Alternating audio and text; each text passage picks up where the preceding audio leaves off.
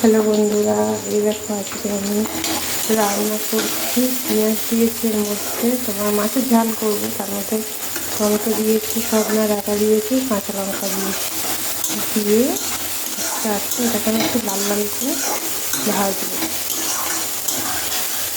লাল লাল করে ভাজার পর এই যে আজকে আমি বাজারে গেছিলাম, তো আজকে আমি মাছ কিনে এনেছি। এটা কী মাছ জানি না, তো পছন্দ হয়ে গেল, নিমটা আমাদের জন্য চার কুচি মাছ। আর ওই মাছটাও কিনে নিয়েছি, ভাজা হয়ে গেছে। কাটাপোনা মাছ কিনে নিয়েছি, এটা আমি কাল সকালে করার জন্য রেখে দিয়েছি। এই মাছটা কি জানি না কেমন খেতে, আর এইটা হচ্ছে যে আমার মেয়ে মাছের ঝোল সকালবেলা করেছিলাম। তো তোমরা দেখতে থাকো রান্নাটা করছি কীরকম কী হয়। রান্না করতে করতে আমি সামান্য যেহেতু পেঁয়াজ দিয়েছি,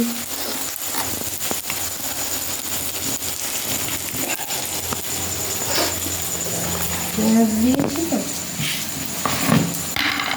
এটা আমি সামান্য চিনি দিয়ে দিচ্ছি। চিনিটা দিয়ে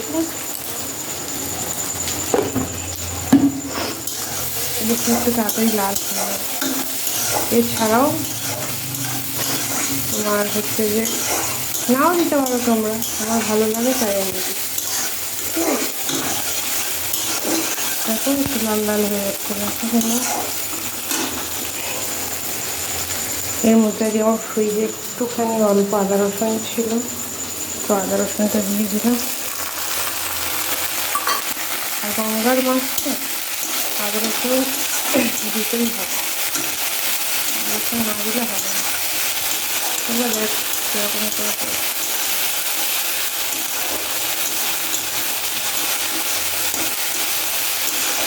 আমি লঙ্কার গুঁড়ো খাই না, তো শুধু কাঁচা লঙ্কা দিয়ে রান্না করি।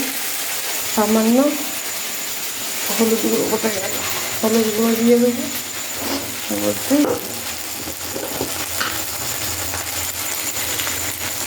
গুঁড়ো দিয়ে দিলাম সামান্য,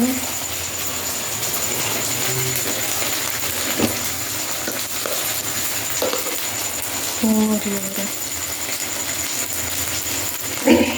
নুনও দিয়ে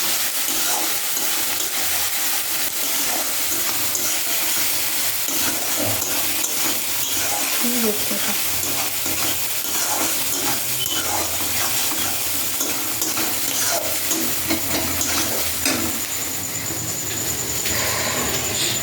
একটু জল দেব,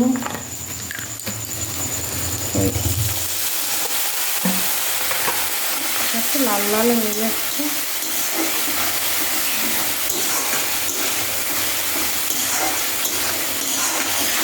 শুধু পেঁয়াজ দিয়ে করছি, যেহেতু গঙ্গার মাছ তো আলু দিয়ে নিয়ে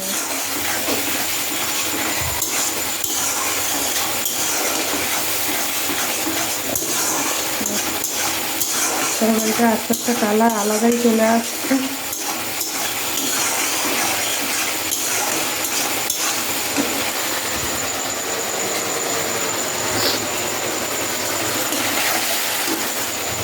এই আমার জিরে গুঁড়ো অল্প করে আমি দিয়ে দেবো, তবে আমি একসঙ্গে নেড়েই করি, খেতে ভালো হয়।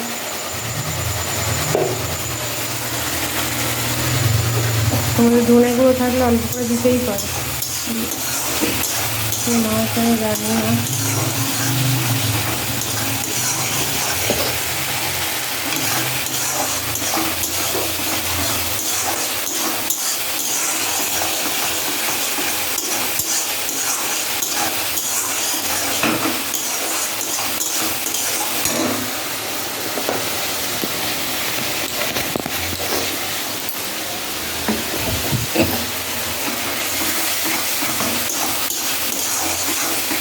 একটু হোক সামান্য,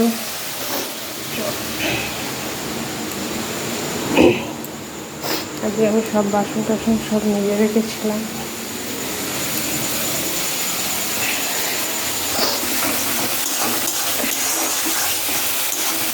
কেমন হয়েছে তোমরা জানাবে। আমি তো তোমাদেরকে প্রথম থেকে তো দেখাতেই পারলাম না, কারণ আমার ভিডিওটা আমার বাচ্চা মেয়ে আমাকে ধরে দেয়, তো আর কেউ নিয়ে পড়তে গেছে, তো তো আমি একা একা ধরে অনেক কষ্ট করে করছি। তোমার মাছগুলো এইভাবে দিয়ে এর ওপরে, হ্যাঁ এইভাবে করতে পারি। এবার করে নিয়ে দিলে জিনিসটা ভালো। বাংলার মাছ না,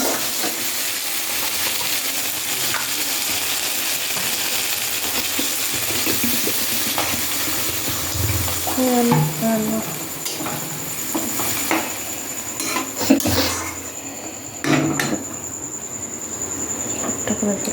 কেমন লাগলো?